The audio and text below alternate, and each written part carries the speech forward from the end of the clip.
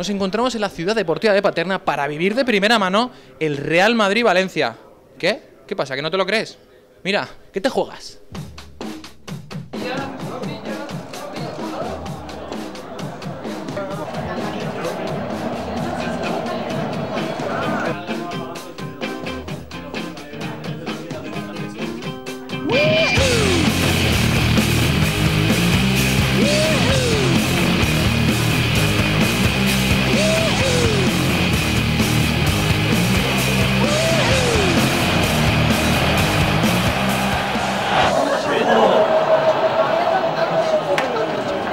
Ya marcó uno ya, macho. No, Silva es de...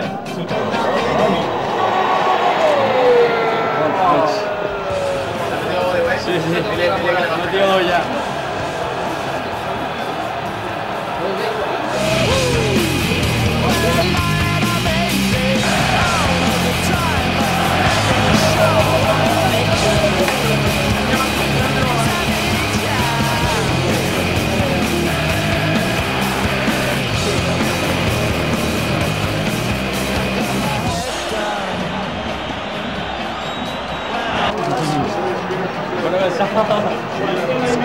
Bueno, chicos. Desgraciadamente, Silva ha perdido el duelo contra Higuaín por 3-1.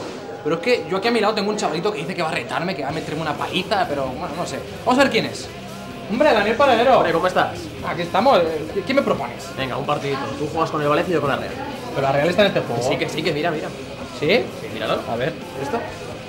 Bueno, Vale, pues vamos a te ello. doy un poquito de ventaja incluso. ¿Ventaja? Hombre. Bueno. Vamos a ello, va.